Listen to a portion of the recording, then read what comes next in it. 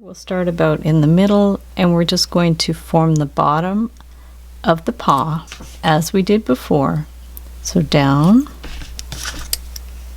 and then up, and then we're going to do the same, make our toes, and then we're going to take this end to form the other side of the paw. So we're just going to bring this one around so it goes up.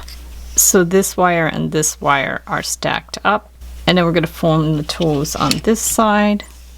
So just bring it over, bend this to the front twice to form the toe, flip it over so it's easier to access, and then another one,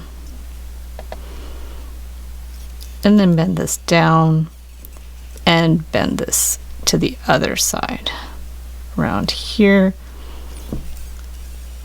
and around here. So we have all the toes, and now form the bottom of the paw. So bring this one around, adjust it in, and then bring this one down and up. Bring it to the same side as that wire. It's okay if one's a little bigger than the other. Flip it over, and then we're going to do like a little spiral. So this one we're going to spiral in. It's hard to access these to do like the method that I usually do with the cone. So cut this to about 1 inch, and the same on this side, about 1 inch. And start by taking one end to start the spiral. Take this bit by bit and roll it in. It's going to be easier if I flip it. You won't see it so well, but the idea is that you just go slowly to form your little spiral. Bring it in a bit, and then just keep bringing the spiral in.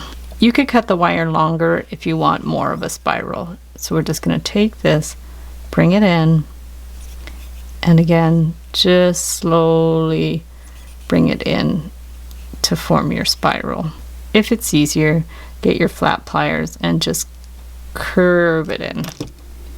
Form it around a ring cone to make it more curved, and then we can get an 18 or a 20 gauge wire. Also curve it around a ring cone or a marker like that. Then I'm just going to bend one side up. It's a little long, so I could cut it. Take the paws just to see how big you need your ring. Take that one and bend it up just like that. Put one toe there and one toe there. Put it back on the ring cone. Bend that one around.